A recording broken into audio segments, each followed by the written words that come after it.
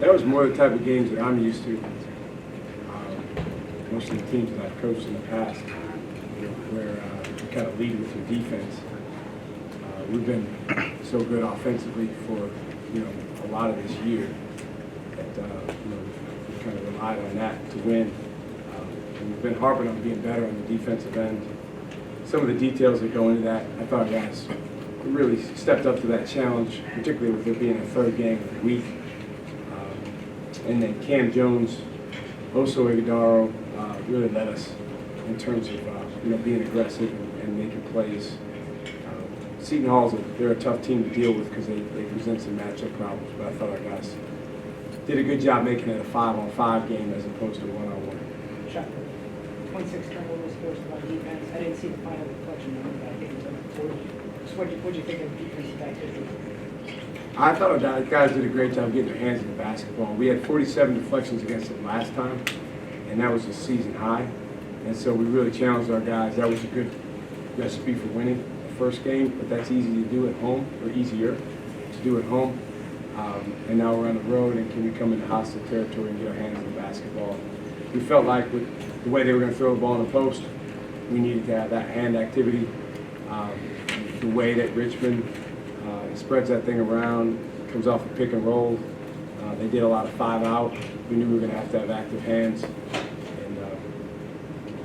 in the first half, we didn't do a very good job making them miss, but we did do a good job turning them over. And then the second half, we did both.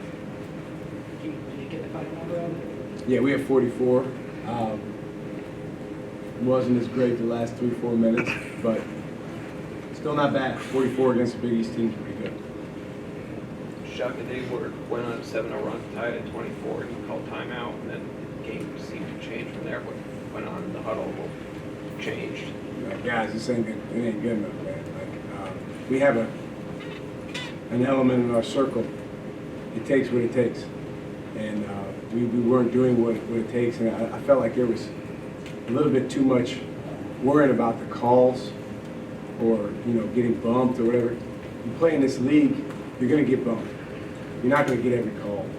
You have to, as we say, win anyway. But I thought our guys did a really good job just taking ownership of doing what it takes from there. And I thought the rest of the first half, was a very good half for us on the defensive end. And then offensively, we just had to try to figure out their switching. They have good aggressiveness. They have good versatility. They were switching a lot.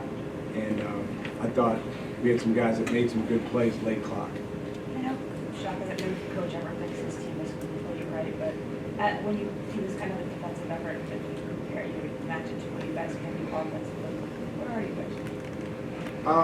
I think, Dana, that we're still a work in progress. Our goal is to grow as much as anyone in the country between the start of the season and the end of the season.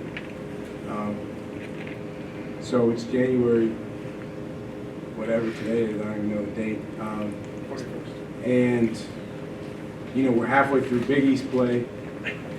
I told the guys, I said, have you ever run a mile? And they all nodded their head. This was after we played 5 games. And I said, okay, you just run a lap in the mile. You just run 1 lap. The mile's 4 laps. So now we've run 2 laps, and anyone that's run a mile knows that 3rd and 4th lap are tough, So as a team, we've got a unique situation where we don't play again for a week, and our guys kind of need some rest because they were pretty banged up. We canceled shoot around today because I could just sense that resting a little more might help them. So we need to take advantage of that time, but then also continue to grow. We got a lot of areas, Dana, on the defensive end that we can just continue to get more connected and gain an understanding of. And then we got 6 freshmen and sophomores that they're still learning the competitive maturity that goes into winning big games, and each one of these experiences is really good for them. Coach, how impressed are you with the 21-point win on the road? Well, I think it shows our guys' commitment to each other. It's interesting. I'm kind of old school, so if I'm playing, I want, silence and I'm locked in and, no joking around. Our guys are in the locker room clowning around. But you know what? That's Cam Jones. I could tell him to be like me, but I don't shoot as well as him. So I would rather him be like him. And that I think today was impressive in that they did lock in and focus. They had focus when that ball went up in the air. And it reminded me of last year's Seton Hall game here in that I felt like Seton Hall was ready to play, and they were ready to go at us and beat us. But our guys responded and gave good pushback that allowed us to do the things we needed to do. Shaka, just with the league as a whole, there's 4 teams ranked. I think there was 2 to start the year. You think maybe people are sleeping on the league a little bit, and we're ways from March, but how much damage can the league do in March? It's a good question. I think our league's awesome. I was telling someone the other day, you can't really put a value or a number on the importance of basketball at these schools in the Big East Conference because most of them don't have football none of them have big-time football. There's just something about that. These games really, really matter to the folks associated with each school and each program. I think early on, to me, there was a handful of teams in our league that were playing really, really well. And I don't know if any of them have gone into the other's home court and beaten them yet in our league. And then what you're starting to see is other teams, Seton Hall being one of them, that are playing better and better. DePaul, different teams that are starting to kind of come together. So it's going to be a grind like every other conference when we go down the stretch. But yeah, absolutely, I think our league could do damage. I think that it comes down to playing your best basketball in the month of March, and in order to do that, you got to keep getting better. Shaka, you talked a lot about Joseph's passing the ball handling this season, but how have you seen him learn to be more aggressive and looking for his own shot? The most exciting thing about him is just becoming more of a dude. He's kind of coming into his own as, I'm a really good player, man. I don't take a backseat to anybody. And sometimes when you're a great guy and you're high character and you have humility, that takes some time.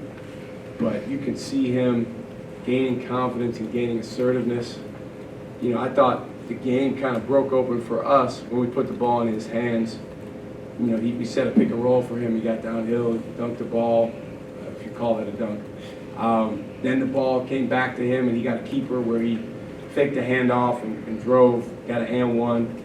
He's just a really unique player in that we play him at the 5 spot, but he's really like a guard out there at 6'10", and really grateful to have him. Good.